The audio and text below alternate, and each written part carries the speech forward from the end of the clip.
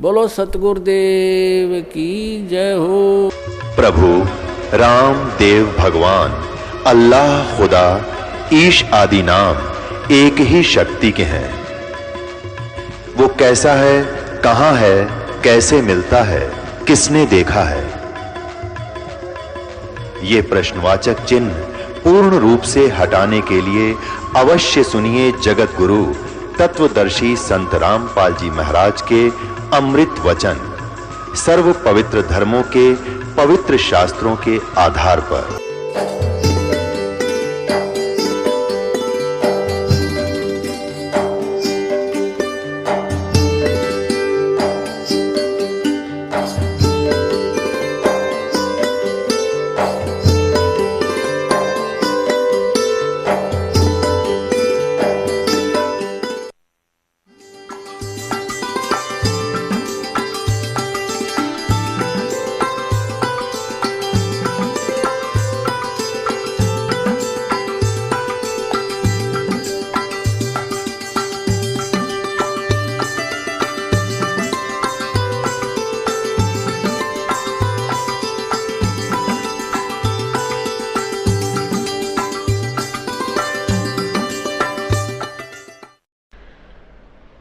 बोलो सतगुरुदेव की जय। बंदी छोड़ कबीर साहेब की जय। बंदी छोड़ गरीबदास जी महाराज की जय। स्वामी रामदेवानंद जी गुरु महाराज की जय। सर्व संतों की जय। सर्व भक्तों की जय। धर्मी पुरुषों की जय। श्री काशी धाम की जय। श्री छुडानी धाम की जय। श्री करौथा धाम की जय। श्री बरवाला धाम की जय। सत साहिब। गरीब नमो नमो सतपुरुष को नमस्कार गुरु की नहीं। सुर नर मुनि जन साधुआ संतों सर्वस दी नहीं। सतगुरु साहेब संत सब डंडो तुम प्रणाम। आगे पीछे मध्य हुए तिनको जा कुर्बान। नराकार निर्विषम काल जाल वै बंधनम। निर्लेपम निज निर्गुणम अकल अनुबेशोन्दनम। सोहम सुरति समाप्तम सकल समाना निर्तलय। उज्ज्वल हिरंबर हरदमम बेपरवा अथाह वार पार नहीं मध्यतम। गरीब जो सुमर सिद्ध होई गणनायक गलताना। करो अनुग्रह सोई पारस पद परवाना। आदि गणेश मनाऊं गणनायक देवन देवा। चरण कमल लौलाऊं आद्यंत करूं सेवा। परम शक्ति संगीतम रिद्धि दाता सोई। अवगत गुण अतीतम सत्य पुरुष निर्मोही। जगदम्बा जगदीशम मंगल रूप मुरारी। तन मन अर्पों शीसम भक्ति मुक्ति भंडारी। सुर नर मुनि जन ध्यावें ब्रह्मा विष्णु महेशा। शेष सहस मुख गावें पूजे आज गणेशा। इंद्र कुबेर सरीखा वरुण धर्म राय ध्यावें। समर्थ जीवन जी का मन इच्छा फल पावे। 33 कोटि आधारा ध्यावे 87 उतरे बहुजल पारा कट है यम की फांसी। 33 कोटि आधारा ध्यावे 87 उतरे बहुजल पारा कट है यम की फांसी। सत साहिब। कर जोरूं विनती करूं धरूं चरण पर शीसे। गुरु राम देवानंद जी महाराज ने दियो नाम बख्शीश। कोटि कोटि सिजदा करूं कोटि कोटि प्रणाम। चरण कमल में राखियो मैं बंदी जाम गुलाम।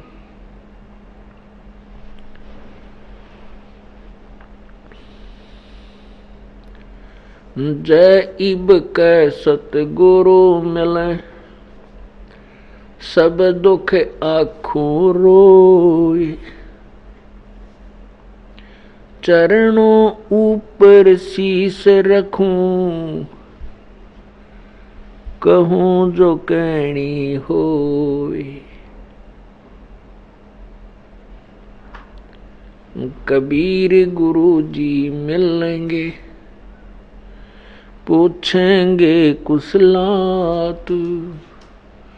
आद अंत की सब कहूं अपने दिल की बात। गुरु जी तुम ना भूलियो चाहे लाख लोग मिल जाएं। हमसे तुमको बहुत है तुमसे हमको नहीं। तुम्हारे विसारे क्या बने मैं किसकी शरण में जाऊं। शिव बिरंच मुनि नारद तिनके हृदय न समाऊं। अवगुण किए तो बहुत किए करत न मानी हारे। बावे बंदा बख्श दियो बावे गर्दन उतारे। अवगुण मेरे बाप जी बख्शो गरीब नवाज। जो मैं पूत कपूत हूँ बहुड़े पिता को लाजे। मैं अपराधी जन्म का नक्सक भरे विकार है। तुम दाता दुख भंजना मेरी करो संभार।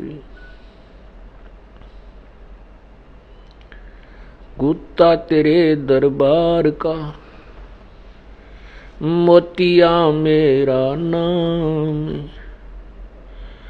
गले प्रेम की जेवड़ी जहाँ खेचो वहाँ जाऊं मैं। तो करो तो बावड़ू दूर दूर करो तो जाऊं। जो राखो त्यों ही रहूं जो देव सो खाऊं। कबीर लूट सको तो लूटियो राम नाम की लूट। पीछे फिर पछताओगे प्राण जाएंगे छूट। नहीं भरोसा देही का ये विनस जावे छन माही। श्वास उश्वास में नाम जपो हो और यतन कछु नाही। श्वास उश्वास में नाम जपो व्यर्था श्वास मत खो। ना जाने इसे श्वास को आवण हो क न हो।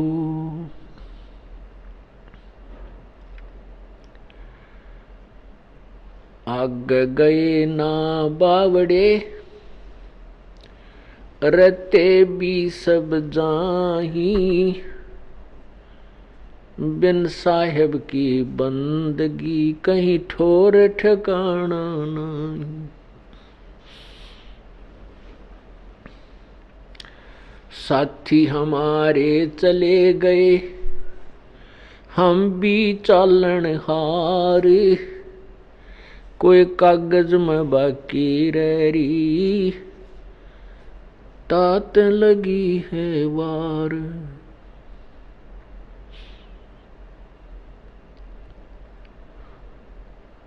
पतझड़ आवत देख कर बन रोवे मन माही, वो ऊंची डारी पात थे अब पीले हो जाही। पात झड़ता यूं कहे सुन भई तरवर राय,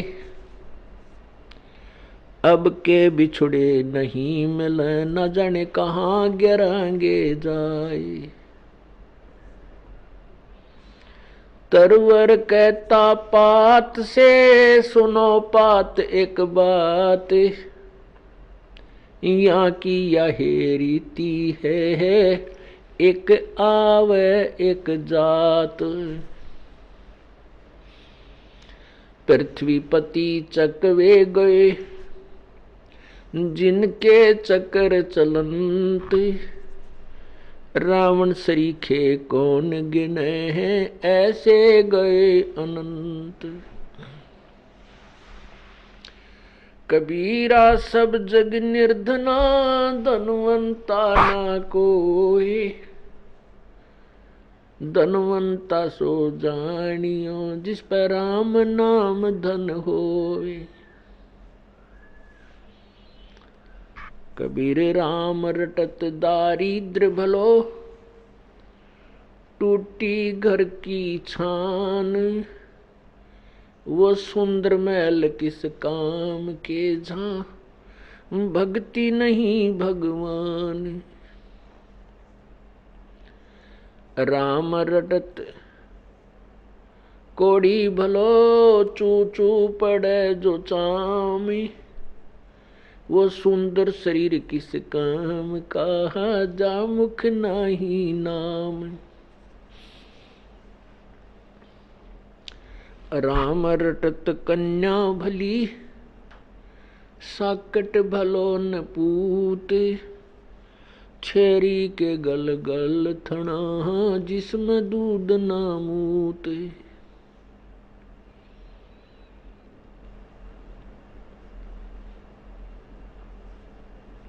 परमपिता परमात्मा सारी सृष्टि के रचनहार कुल मालिक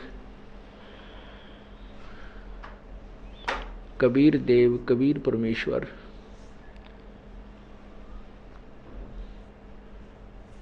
हम काल जाल में फंसी हुई अनजान आत्माओं को समझाने के लिए स्वयं ही यहाँ आते हैं और अपने यथार्थ ज्ञान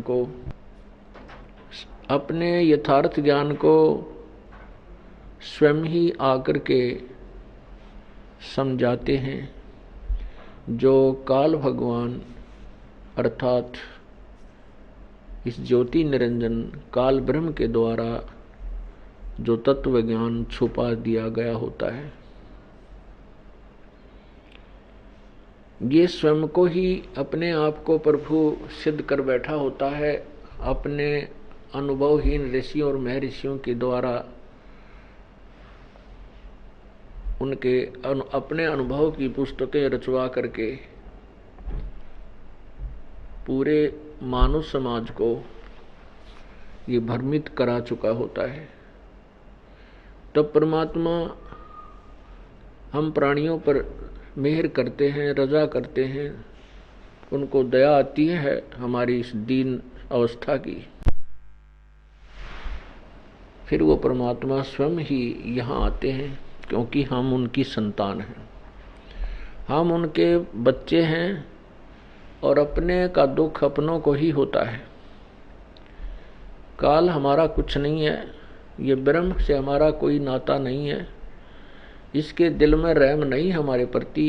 यदि रहम होता तो ना किसी का बेटा मारता, ना बेटी मारता, ना किसी का भाई मारता, ना किसी की बहन मरती, ना किसी की टांग कटती, ना किसी को कैंसर होती, ना कोई अंधा होता, ना ये गधा बनाता, ना गधी बनाता। इसके कोई रहम नाम की चीज नहीं है। हम अपनी नालायकी के कारण इस काल के चुंगल में फंस गए।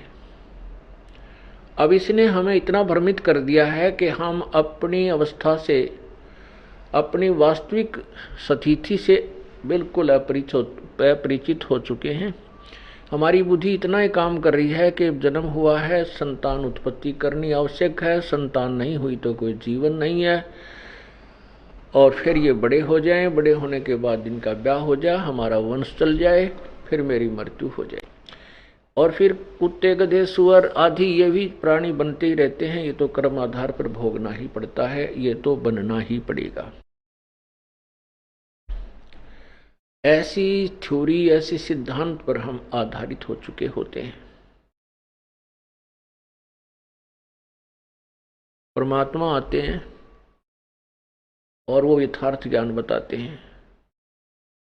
वो यथार्थ ज्ञान वर्तमान में चल रहे सर्व ज्ञान के विपरीत होता है, वास्तविक होता है, जिस कारण से एकदम विरोध प्रारंभ हो जाता है।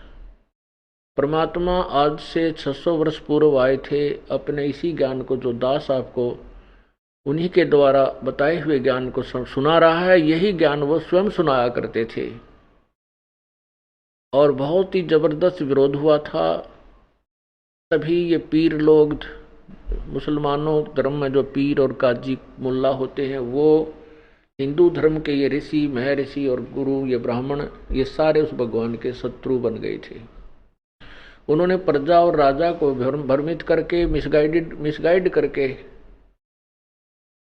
परमात्मा के उस ज्ञान को जन साधारण तक नहीं जाने दिया था। लेकिन समर्थ की समर्थता छुपाई नहीं छुप सकती, उनके अंदर इतनी प्रबल शक्ति थी, जो भी व्यक्ति उनके संपर्क में आता था उनको स्वतः लाभ प्रारंभ हो जाता था।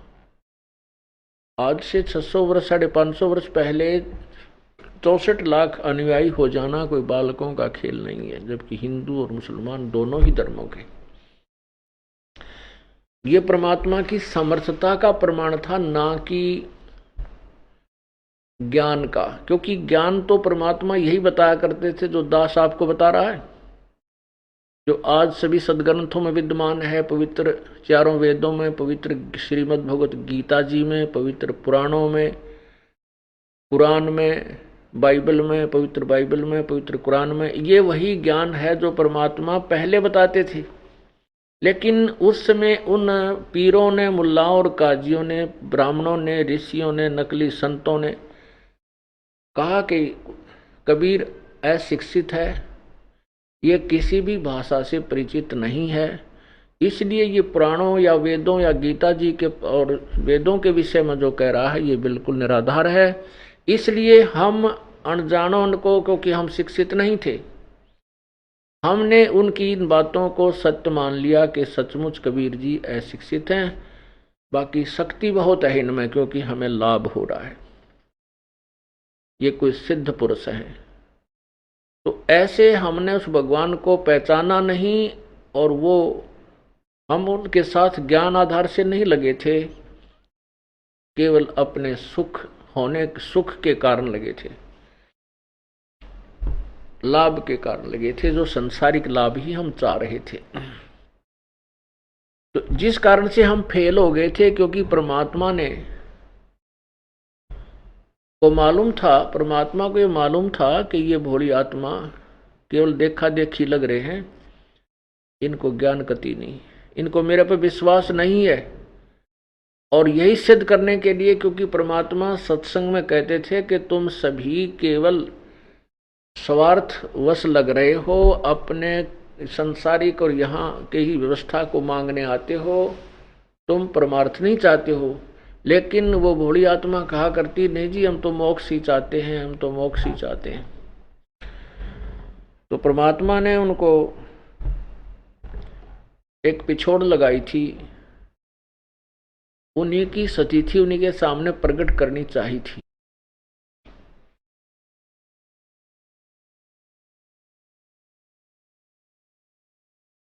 तो उस समय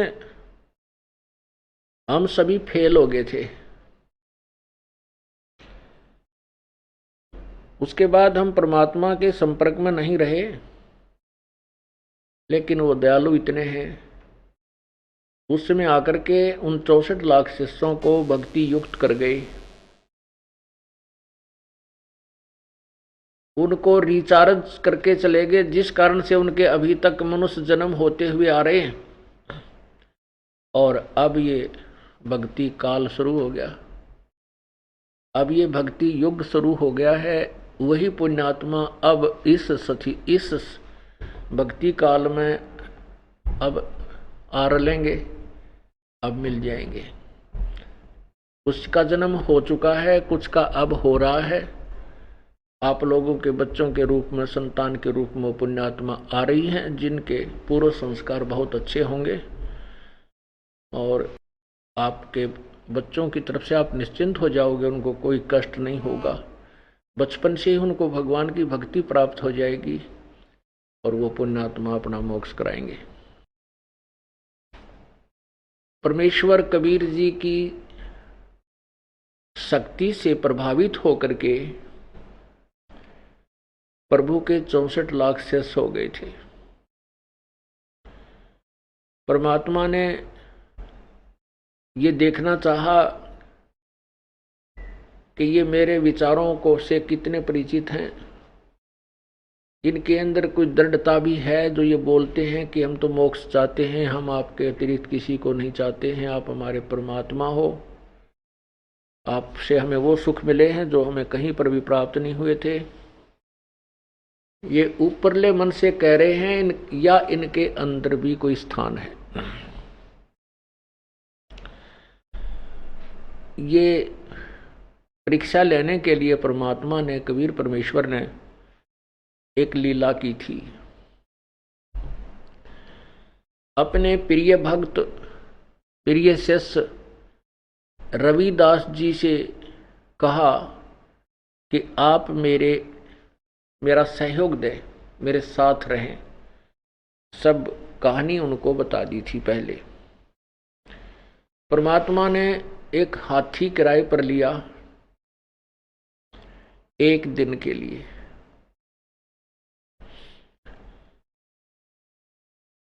और रविदास को कहा कि आप मेरे हाथी आंकने वाले बनो, पीलवान, हाथी का ड्राइवर बनो आप।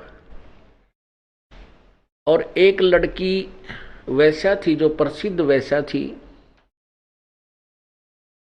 उसी काशी नगर में, सब लोग उसके नाम से भी परिचित थे। वो बहुत प्रसिद्ध वैश्या थी, गणका थी। उस लड़की को एक दिन परमात्मा के सत्संग की झलक कानों तक पहुंची। परमेश्वर कहीं सत्संग कर रहे थे, वो लड़की अपने महल में सुन रही थी। उस बेटी को एकदम प्रेरणा हुई कि मैं तो बहुत दुष्टकर्मी प्राणी हूं, बहुत दुष्कर्मी हूं, मैंने तो जुल्म कर दिया, अपना जीवन बर्बाद कर लिया। परमात्मा ने जो मनुष्य जिस वास्ते दिया था उसका तो मैंने लाभ उठाया नहीं। इतनी प्रभावित हुई और उसने आकर के परमेश्वर के चरणों में नमन किया और कहा, प्रभु आप कह रहे हो सत्संग में कि सत्संग में सभी प्रकार के पापी, कोई कैसा भी महाघोर पापी क्यों ना हो, उसका भी उद्धार हो जाता है। परमात्मा, क्या मेरा भी उद्धार हो सकता है? प्रभु ने कहा, क्यों नहीं बेटी, नौका जल से चल रही है, उसमें घास रखो चाहे पत्थर रखो, नौका का स्वभाव है उसको पार कर देने का। आप भगवान की चरणों में आओ, उनका नाम जाप करो, कोई कितना भी दुष्कर्मी है उसके पाप परमात्मा अक्षमा कर देता है, यदि वो सच्ची श्रद्धा से, सच्ची लगन से परमात्मा की शरण ग्रहण करता है, अव्यभिचारी विधि से जो परमात्मा की साधना करता है। प्रभु ने पूछा, अब क्या ऐसा बेटी, पाप तो वैसे इस सृष्टि में कोई भी ऐसा नहीं है जो पाप ना करता हो। वो पुण्यात्मा है जो अपने पापों को पहचान करके दुखी हो जाते हैं। आप क्या काम करते हैं? तब उसने बताया, भगवान मैं ऐसे ऐसे गणिका हूं और मैंने आपकी अमृतवाणी सुनी प्रभु, मैं बहुत प्रभावित हो गई हूं। तब प्रभु ने कहा, बेटा अपना जीवन सफल कर, बुराई त्याग दे और भक्ति कर। तो उसने भक्ति करना शुरू किया और प्रभु ने कहा बेटी सत्संग में आया कर, सत्संग में आने से आपको ज्ञान होगा और ज्ञान ही आपको रोक पाएगा। तो वो सत्संग में आने लग गई। वो लड़की सत्संग में आने लगी तो वो प्रसिद्ध थी, एक दूसरे तीसरे सब भक्तों से एक दूसरे को सुन करके सुरसुर होने लगी कि ये तो गंदी औरत है, ये सत्संग में आती है, अच्छी बात नहीं है, लोग क्या कहेंगे, गुरुजी की बदनामी होएगी। तो वो जो पुराने शिष्य थे वह बहन बेटियां और भाई कहने लगे, उस लड़की को धमकाने लगे, उसको बार बार परेशान करने लगे कि तू मत आकर सत्संग में, यहाँ पर तेरे कारण हमारी बदनामी होती है, गुरुजी बदनाम हो जाएंगे, ऐसे ऐसे। उस लड़की ने परमात्मा से प्रार्थना की, प्रभु सचमुच में वास्तव में तो बहुत बदनाम औरत हूँ, बहुत गंदी हूँ, इसमें कोई शक नहीं परमात्मा, लेकिन आपके वचनों से मुझे कुछ धैर्य हुआ था कि पापी भी पार हो सकते हैं। ऐसे कहकर वो बहुत बुरी तरह रोने लगी। तो प्रभु ने पूछा बेटी बात बता क्या है। परमात्मा ने कहा, उस लड़की ने कहा कि प्रभु ऐसे ऐसे कुछ भक्त कुछ बहन मेरे साथ ऐसे ऐसे व्यवहार करती हैं और कहती हैं तू गंदी औरत है, या मत आया कर।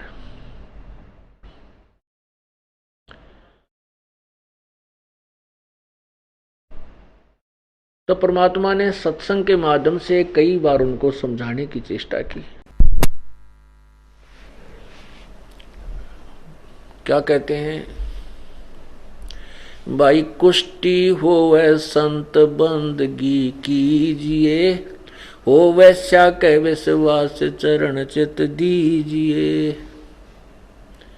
परमात्मा कहा करते यदि भक्त कोढ़ी भी हो और सत्संग में आ गया है, चाहे वो कोड़ी है, कितना ही भयंकर, कोढ़ से बूंदा रोग नहीं होता जिसमें माखी बन के और उसका चाम मांस कट कट गिरता होता है। कहते हैं ऐसा भी कोई भक्त नाम ले रखा है, उससे भी आप नफरत मत कीजिए। और हो वैश्या के विश्वास चरण चित दीजिए। यदि किसी गण का भी शरण में लगी हुई है, प्रभु की दृढ़ता से विश्वास के साथ वो भक्ति कर रही है, उसको भी आप आदर की दृष्टि से देखना और आम बहन भाई की तरह उसको प्रणाम करना, सच्चाई बोलना। क्योंकि सत्संग में अगर नहीं आएंगे तो विकार कैसे छूटेंगे, अपनी कमजोरियों का पता कैसे लगेगा, निर्मल कैसे होंगे। यदि हम सरोवर में जल में कपड़े को भिगोएंगे ही नहीं, उसमें डालेंगे ही नहीं, डालने देंगे ही नहीं, तो उसका मैल कैसे छूटेगा। परमात्मा समझाया करते थे। गीता जी में भी लिखा है कि चाहे कितना ही व्यभिचारी व्यक्ति क्यों ना हो, वो भी संत साधु यानी भक्त मानने योग्य होता है। क्योंकि वो सत्संग में आएगा, बुराई कर रहा है, फिर उसको ज्ञान होगा, झटका लगेगा, फिर वो बुराई छोड़ देगा। यदि सत्संग में आएगा नहीं, उसको अच्छे विचार मिलेंगे नहीं, तो दुराचारी व्यक्ति कैसे सदाचारी बन पाएगा। वो बाज नहीं आते, वो अपने ही सोच से, अपने ही विचारों से चलते होते हैं। वो संत के विचारों को न मान करके अपने आप को वो ज्यादा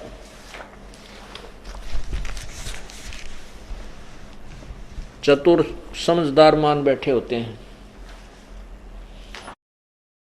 जिससे सत्संग की मर्यादा समाप्त हो जाती है।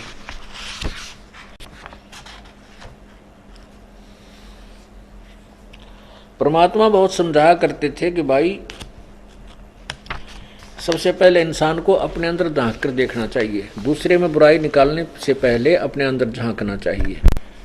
परमात्मा कहते हैं बुरा जो देखण में चला, बुरा न मिलिया कोई।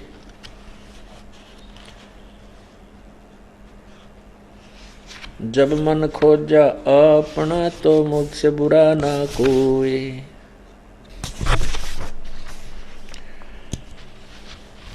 परमात्मा ने बहुत से उदाहरण दिए कि एक नगरी में एक लड़की को पीटा जा रहा था। सभी कह रहे थे मारो मारो। परमात्मा वो कहते हैं एक संत वहां पहुंच गए। उसने पूछा कि भाई इस लड़की को क्यों मार रहे हो?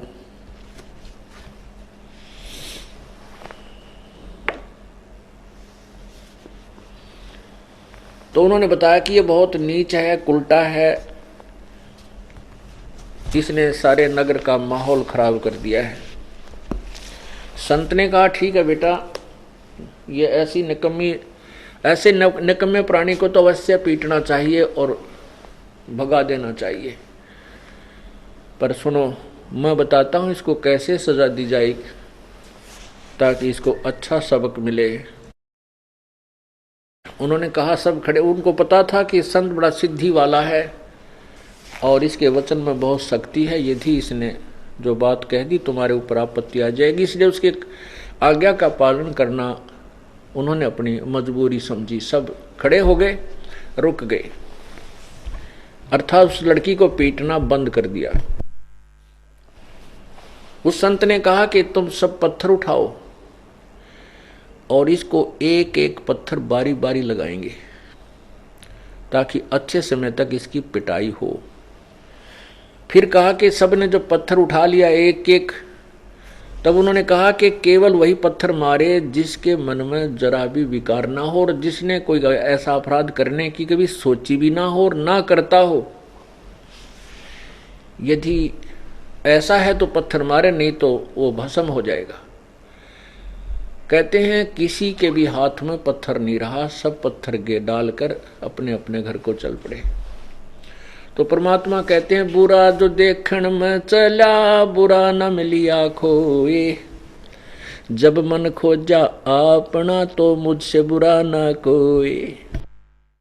हम इतने पाप करते हैं लेकिन दूसरा कोई किसी के विषय में वही झूठा साचा सुनते हैं तो उसको बड़ी घृणा की दृष्टि से देखते हैं और अपनों को कभी नहीं उगाड़ते। परमात्मा ने बहुत बार कहा लेकिन उन शिष्यों के वो बाज नहीं आए, क्योंकि वो तो अनाड़ी टोल इकट्ठा हो रहा था, देखम देखा लाग रहे थे, उनको ज्ञान नहीं था। परमात्मा कहते हैं ज्ञान संपूर्ण नहीं भया, हृदय नहीं छदाए, देखा देखी भक्ति का यो रंग नहीं ठहरावे। ज्ञान संपूर्ण होया नहीं और हृदय नहीं छदाए, यानी हृदय में उसकी कसक नहीं बनी, हृदय में दिल में जगह नहीं बनी कि इस ज्ञान और इस परमात्मा संत के अतिरिक्त कोई ठिकाना नहीं है। ज्ञान से बनती है ये बातें। सुख तो छोटा मोटी राहत तो अन्य संत भी दे सकते हैं, झाड़ा लानिए भी दे देंगे, लेकिन वो गधे कुत्ते सूर बनने से नहीं बचा सकते। और भयंकर कोई कर्म की मार आ गई तो वो झाड़े लानिए नहीं बचा सकते। दादू साहब कहते हैं और संत सब कूप हैं और कहते जरीता नीर, दादू अगम अपार है वो दरिया सत कबीर। छोटी मोटी राहत तो साधारण से भी संत दे सकते हैं, लेकिन जैसे कोई कुआं भी लाभ दे रहा है, कुआं केवल पीने के लिए ही काम कर सकता है। और कहते जरीता नीर, जरीता जैसे झरने होते हैं वो थोड़े से अक्षेत्र में सिंचाई भी कर सकते हैं, लेकिन दादू अगम अपार है वो दरिया सत कबीर।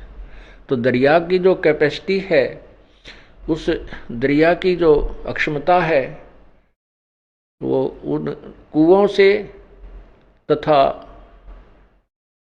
उन झरनों से कहीं अधिक है, बहुत अधिक है।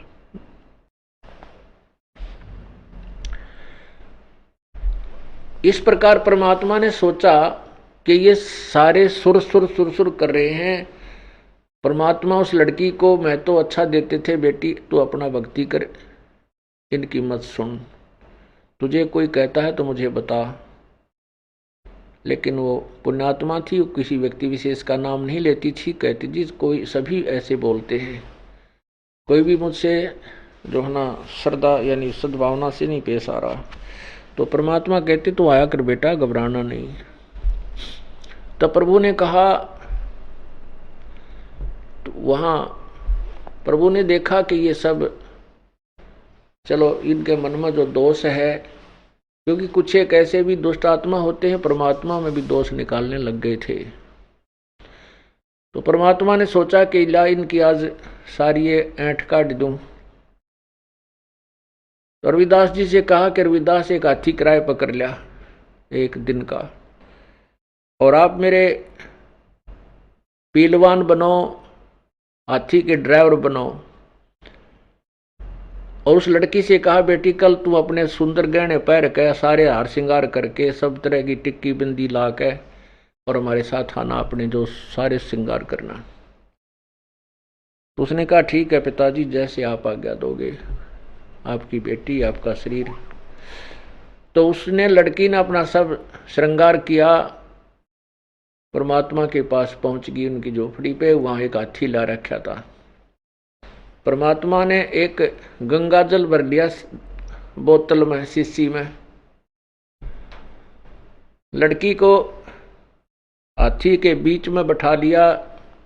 रविदास जी आगे हाथी को ड्राइव कर रहे थे और परमात्मा पीछे बैठ गए। लड़की के कंधे पर हाथ रख कर और एक हाथ में वह बोतल जो गंगा जल भर रखी थी उस शीशी को मुंह का लगा हुआ, ऐसे शराबियों वाली एक्टिंग कर रहे हैं, और लड़की के कंधे पर हाथ उन्होंने रखा हुआ है। और वो सुप्रसिद्ध वैश्या, और कहा रविदास जी को बता दिया कि उस अच्छे भीड़ वाले बाजार में अगर निकालना अपनी सवारी को। तो काशी के उस बाजार में से निकाल दिया जो जहां बहुत भीड़ लगी होती थी। जो भी देख रहा था वही कह रहा था ले भाई वो कबीर है वहां, हम तो पहले ही कहा करते थे कि वहां ऐसे होता है ऐसे होता है, ले आज यह सामने आप पर प्रगट होगी। तो शराबी कवाबी आदमी है कबीर, तो ये देखो शराब पी रहा है और उस वैश्या के को साथ लिए फिर रहा है। अब वो जो बगैर नाम वाले थे, जो परमात्मा के शिष्य नहीं थे, वो परमात्मा के शिष्यों को लाओ पकड़ पकड़ के कि आ जाओ दिखाऊं तुम्हारे गुरु की के काले कारनामे, ये देखो वो क्या कर रखा, शराब पी और वैश्या को साथ लिए सरेआम घूम रहा है। इसने ये नहीं मालूम इतनी दारू पी रखी आज तो इसको ये नहीं पता तू कहाँ घूम रहा है। अब जो नकली शिष्य थे वो कहने लगे, कुछ एक ने तो वहीं कह दिया कि मैं ना था इनका शिष्य, मैं तो वैसे जाता था। कुछ एक ने कहा कि मुझे तो फलाना लेके जाया करता, मैं तो उसकी शर्म में जाया करता। कहने का भाव ये है 64 लाख के 64 लाख शिष्य अब अपने कर्म बिगाड़ के भगवान को ना पहचाना और भगवान में से दूर हो गए। कुछ एक पुण्यात्मा ऐसी थी जिनको ये ज्ञान था, परमात्मा का सत्संग सुन रखा था कि गुरु की बुराई ना करनी चाहिए, तो उन्होंने बुराई नहीं की परमात्मा की, लेकिन विमुख जरूर हो गए, भक्ति त्याग दी, उनके पास जाना बंद कर दिया, लेकिन गुरु की बुराई नहीं की। तो वो व्यक्ति इतना लाभ उठा गए कि उनको मनुष्य जन्म मिलते रहे, वो क्रेडिट भक्ति का रह गया। और जिन्होंने अपने मुख से भी गुरुदेव की बुराई कर दी कि सचमुच तो निकम्मा था, हमने तो पता नहीं था, तो उनकी भक्ति पर सारी पर क्रॉस लग गया, कांटा लग गया, खत्म हो गई।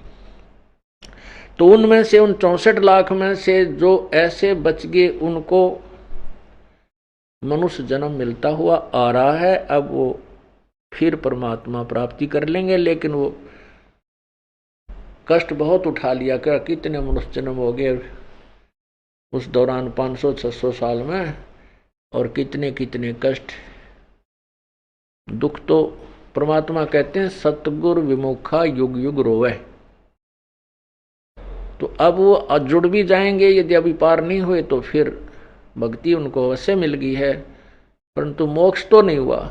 जिस कारण से, जिसके लिए सारा कुछ ये क्रियाएं की जा रही थी, सारा ज्ञान दिया जा रहा था, वो सभी व्यर्थ गया। अब उधर से उन लोगों को, उन विरोधियों को अवसर मिल गया। सारे मुल्ला और काजी और साथ में ब्राह्मण, नकली गुरु, संत लेकर अपने सब समर्थकों को और भी दुनिया को भ्रमित करके और पहुंच गए कहाँ, वीर देव सिंह बघेल के दरबार में। और वहां उस दिन सिकंदर लोधी दिल्ली का राजा भी आया हुआ था, दिल्ली का बादशाह। अब वीरदेव सिंह बघेल जो था वो तो एक क्षत्रिय नरेश था और वो दिल्ली के बादशाह के अंतर्गत आता था। जैसे छोटी छोटी स्टेट होती थी, रियासत, उनके राजा और दिल्ली के राजा के अधीन होती थी, पराधीन होते थे। ऐसे परमात्मा ने भी वो दिन देखा कि आज सिकंदर लोधी भी आया हुआ है, इनकी सबकी फड़क निकल जाएगी।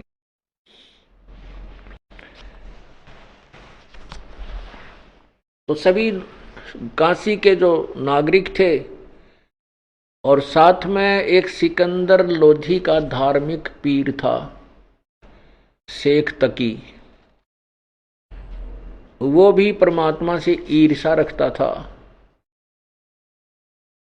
और उस धार्मिक पीर शेख तकी से सिकंदर लोधी जो दिल्ली का बादशाह था वो बहुत डरता था, उससे प्रभावित था कि सभी मुसलमान समाज इस शेख तकी की बात को मानता है, यदि ये मेरे से रुष्ट हो गया तो मेरे राज्य को खतरा हो सकता है।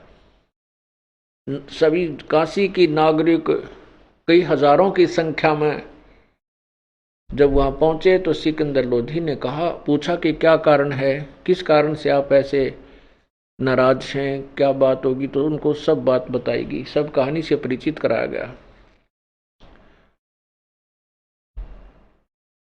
तो कहा कबीर साहब, सिकंदर लोधी ने कहा कि लाओ उस कबीर को पकड़ के। और उधर से सिकंदर लोधी परमेश्वर कबीर जी का शिष्य भी था। सिकंदर लोधी के जलन का रोग भी परमात्मा ने ठीक किया था, जो किसी से भी उनका ट्रीटमेंट नहीं हुआ था, किसी से कोई समाधान नहीं बन पाया था, ना हिंदू मुसलमान संतों से, ना मुसलमान पीरों से। और सिकंदर लोधी के सामने परमात्मा ने और भी बहुत सी लीलाएं की थी। एक सिकंदर लोधी के सामने ही एक गाय को कत्ल कर दिया गया था और कबीर परमेश्वर ने उस गाय को जिंदा किया था, जीवित किया था और उसे दूध निकाल की बाल्टी भर दी थी। एक कमाल नाम के लड़के को जो नहर में, दरिया में बहता हुआ आ रहा था, उसको जीवित किया था, जो बहुत दिनों से 1-2 दिन का मृतक था। शेख तकी की लड़की कमाली को परमात्मा ने कब्र से निकाल कर जीवित किया हुआ था। और सिकंदर लोधी फिर भी जनता के दबाव में आकर के और अपने ही गुरुदेव को अरेस्ट करने का आदेश देता है। हम इतने कर्महीन हैं, हम इतने ज्ञानहीन थे कि हम भगवान को नहीं पहचान सके, केवल अपना राज्य ही दिखाई दिया। उसने सोचा कि जनता नाराज होगी तो तेरा राज चला जाएगा। उस नालायक को यह नहीं पता था जब भगवान रुष्ट हो गया तो तू कहीं का भी नहीं रहेगा,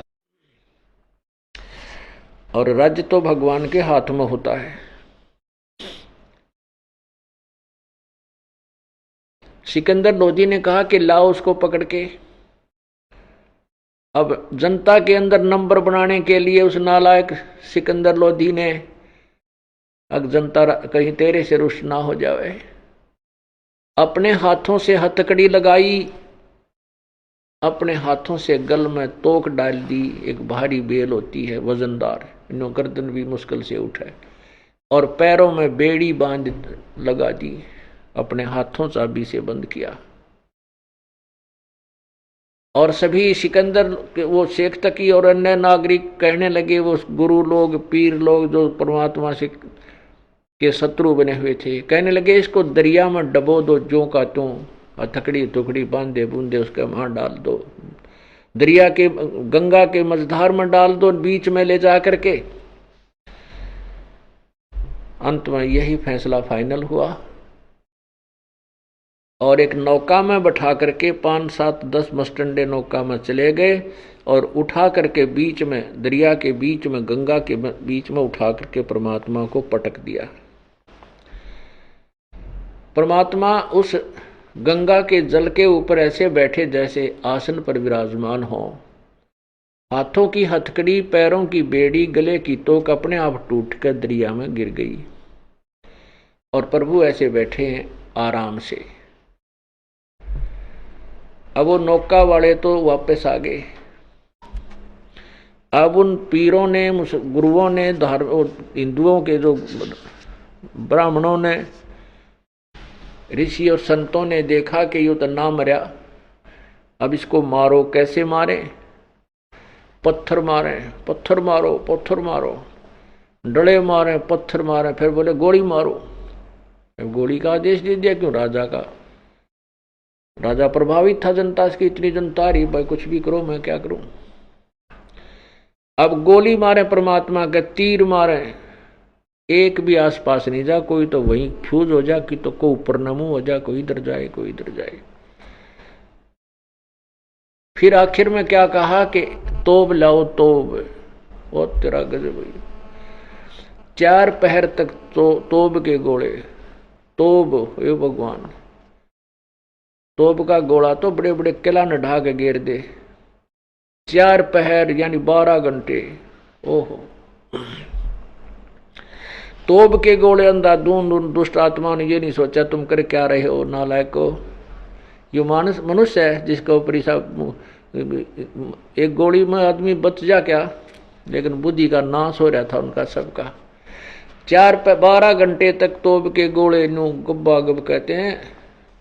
वो गोला या तो वही फ्यूज होकर वहीं गिर जाए नु परमात्मा से 100 फुट की दूरी पे, या दूसरी किनारे पर जा, या और कहीं दूर चला जा। आसपास के तालाब भी सुखा दिए जो उसके दरिया के साथ साथ भर जाती हैं, झील, वो भी सुखा दी उन तोब के गोलों ने, लेकिन परमात्मा के छींट ना लगी।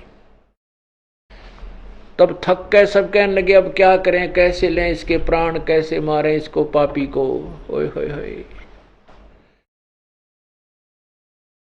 तो प्रभु ने देखा ये अनाड़ी लोग हैं, ये काल प्रेरित हैं, ये नहीं डिगेंगे यहां से। परमात्मा ने नीचे गोता लगा दिया, जैसे ऐसे नो के नो अपने आप जल में समा गए नीचे को। तब उपस्थित उन ईर्षालुओं ने कहा ले डूब गया जुलाहा, डूब गया दानक, मर गया कटगी रात, कटगी रात टंटा मिटा। अब इसके ऊपर का रेत रात फिर के मर जाएगा अंदर ही। अब रविदास जी परमात्मा की महिमा बहुत सुनाया करते थे, कहते थे ये भगवान है, तुम नहीं समझ सकते।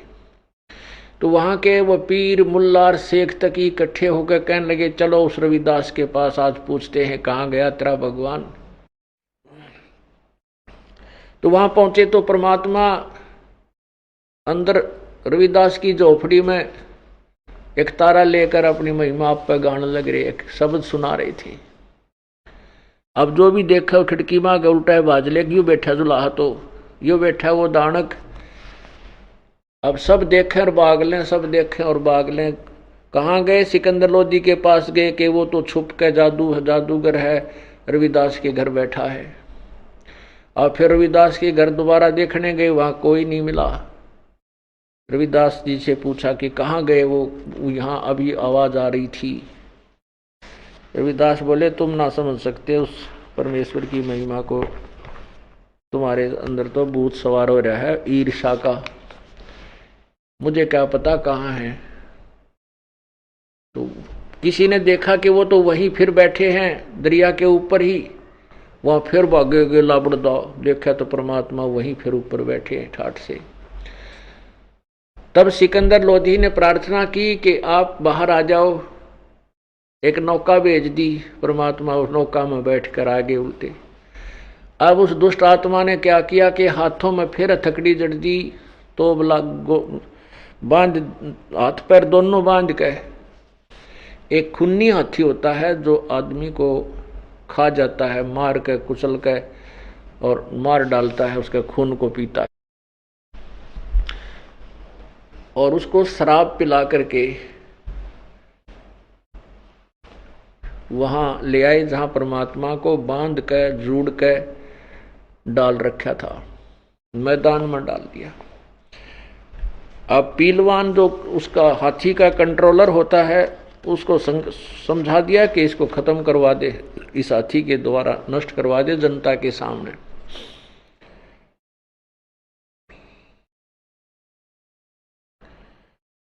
अब पीलवान जब हाथी को लेकर चला तो हाथी बड़ी स्पीड से परमात्मा की तरफ चला।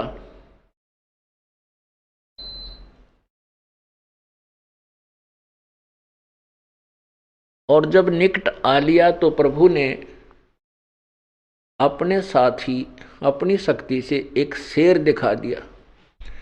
और हाथी शेर न देखने के बाद चाहे वो शराब के कुछ भी पी रखी हो, कालजा पाट जाए, इतना डरता है। जब परमात्मा ने दिखाया कि केरी शेर परमात्मा के पास खड़ा है ऐसे, तो हाथी उल्टा हो लिया, पीछे न मुड़ा। और वो पीलवान अपनी नौकरी के डर का मारा तुझे सजा मिलेगी, उसका अंकुश ठोक के, बाले ठोक कर उसको वापस लाना चाहे, लेकिन हाथी देखकर फिर चिंगाड़ मारा, लीद कर बेगन तार दिया, वापस बाज दिया। तो परमात्मा ने देखा कि ये पीलवान इस प्राणी को तंग करेगा, उस पीलवान को भी शेर रूप दिखा दिया। जब पीलवान ने देखा बिल्कुल निकट हाथी को ले आया था, इतनी दूर शेर देखा तो वो भी उसके अंकुश कीता गया, राफ कीता, हाथी कहीं भाग गया और वो गिद्ध पड़ा नीचे बेहोश हो गए। तब परमात्मा ने सिकंदर लोधी जो एक मचान पर बैठा था, थोड़ा दूरी पर एक अलग स्थान बना रखा था राजा और उसके अंगरक्षकों और मंत्रियों के बैठने का। जब ऐसी सजा दी जाती थी जनता के सामने तो राजा भी उपस्थित होता था। जब राजा ने देखा परमात्मा के पास एक शेर खड़ा है, अब राजा का भी कड़जा कांप गया। ये शेर तो भाई एक ही झटके मारेगा तेरे पास। उसको उसी की तरफ दृष्टि देखी कि जैसे छलांग लगाने वाला है। और फिर परमात्मा ने अपना तेजों में शरीर दिखा, हथकड़ी टूट गई अब पे और खड़े हो गए भगवान। तब वो सिकंदर लोधी वहां से कांपता हुआ मचान से नीचे उतर के आता है, दंडवत प्रणाम किया और सबको कहा कि ये परमात्मा है, ये अल्लाह है, ये दुनिया के लोगों हमसे गलती होगी, माफ करो भगवान। अब सिकंदर लोधी का यो भगवान है, जनता वो स्वार्थी लोग इन्हों के राजा बकवाद करता है, भागो यहां से, इसका राज त्याग दो, ये तो इसका चेला है, ये है वो। ऐसे करके उस परमात्मा को स्वीकार ना करके उन नालायकों ने अपना कर्म बिगाड़ दिया।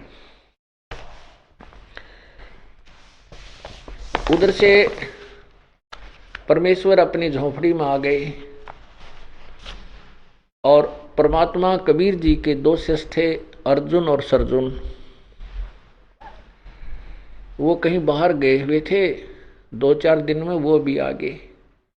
उनको भक्तों ने कहा भाई गुरु जी ने तो नाश कर दिया, कितना जोगे नहीं छोड़े भाई, कति मुंह दिखाने जोगे नहीं छोड़ रखे, हम तो बहुत बुरा हाल हो गया। अर्जुन सरजुन बड़े दृढ़ थे कि नहीं, हमारे गुरुदेव में कोई भी दोष नहीं हो सकता, आपने कोई गलत सुना है किसी निकम्मे से। अरे वो कहने लगे रहा हमने आँखें देखा, क्या बात करते हो आप, ये है वो। अर्जुन सरजुन ने बहुत दृढ़ता रखी, लेकिन कुछ कहने लगे।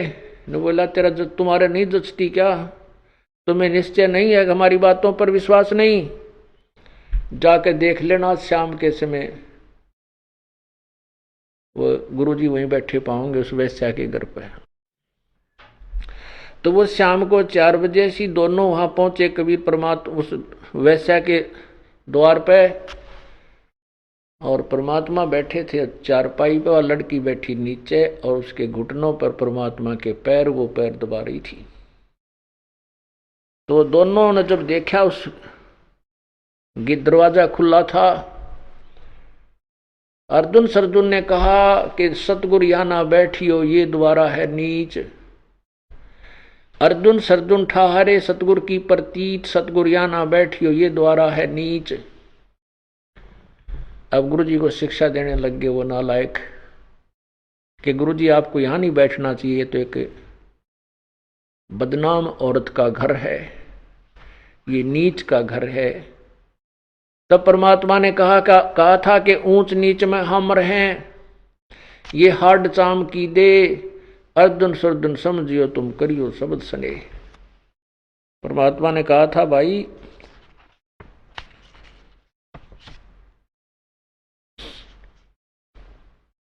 हम तो सर्वव्यापक हैं। आज कोई ऊंच बना है, नीच बना है, ये सभी मेरी ही आत्माएं हैं। मेरी आत्मा, मेरा जो लगाव इन सभी के साथ समान है। कोई गधा बना है, पशु बना है, पक्षी बना है, ये सब हैं तो मेरे ही बच्चे। तो मैंने तो सभी का उद्धार करना है। और ऊंच नीच कैसे वर्णन करोगे? हाडचाम की तुम्हारा शरीर, हाडचाम का इस लड़की का शरीर, तुम्हारे अंदर दुष्टता है, तुम्हारे अंदर यकीन नहीं है, इसमें भी विश्वास है, तो हम विश्वास के पास हैं। और तुम अपना कर्म बनाओ, नाला को कर्म मत बिगाड़ो, अपनी भक्ति करो जो हमने तुम्हें उपदेश दे रखा है। तो मुझे शिक्षा देने आए हो, तुम तो मेरे गुरु हो गए, फिर शिष्य कहाँ रहे? इतना कहते ही उनकी बुद्धि बदल गई। उनको समझ में आ गया कि हाँ भगवान हमसे गलती होगी, पर चरण पकड़े, माथा टेका, नाक रगड़ा, हमें माफ कर दो, गलत हो गया हमारे से। हमने अन्य भक्तों के कहने से हमारे मन में भी दोष आ गया। परमात्मा बोला भाई आ गया तो आ गया, मैं क्या करूं, परीक्षा में तुम फेल होगे। तब उनको इतना ज्ञान समझ में आ गया कि हे भगवान, हे परमात्मा, हमें पार करो, हम पापी आत्मा है, हमसे गलती हो गई है। परमात्मा बोले अब तुम्हारे मन में दोष आ चुका है, अब तुम कितनी बात बना लो, अब तुम मुझ पर वो विश्वास नहीं कर सकते जो पहले था। कहते हैं रहीमन धागा प्रेम का मत तोड़ो चटकाए, और टूटे से फिर नहीं मिले तो गांठ पड़ जावे। तो बेटा अब तुम्हारे और हमारे बीच में गांठ पड़ गई, और अब तुम मुझे उतना ऊंच नहीं मान सकते, क्योंकि आपने मुझे इस वैश्या के पास आंखों देख लिया। तुम अपने दोष में, अपने विकारों में इतने ग्रस्त हो कि आप मुझे अपने ही तराजू से तोलते हो, जो वेरी डिफेक्टिव है। और ये सत्य है। अब तुम्हारा इस शरीर से उद्धार नहीं हो सकता, तुम बेसिक बात बढ़ाओ। फिर चरणों में पड़ गए परमात्मा, हमारा फिर कब उद्धार होगा? ये प्रभु कहने लगा फिर हम कभी फिर चक्कर लगाएंगे, फिर उस समय तुम्हारा मनुष्य शरीर होगा तो तुम्हारी बात बनेगी। उन्होंने फिर आग्रह किया, हे प्रभु फिर ना जाने मनुष्य जन्म हो या ना हो, और मनुष्य जन्म हो तो ये ज्ञान मिला नहीं। हे प्रभु आपके दासों का इसी शरीर में कल्याण हो, हम दुष्टों पर इतना रहम जरूर कर दो मेरे प्रभु। दयालु थे, उन्होंने कहा भाई ठीक है। आप सुन रहे थे जगत गुरु तत्वदर्शी संत रामपाल जी महाराज जी के मंगल प्रवचन। अधिक जानकारी के लिए विजिट कीजिए हमारी वेबसाइट www.jagatgururampalji.org। संत रामपाल जी महाराज जी के शुभ आशीर्वाद से पूरे विश्व भर में 500 से भी ज्यादा नाम दीक्षा केंद्र हैं, जिन पर संत रामपाल जी महाराज जी द्वारा ऑनलाइन निशुल्क नाम दीक्षा दी जा रही है। अपने नजदीकी नाम दीक्षा केंद्र का पता करने के लिए संपर्क करें 8222880541।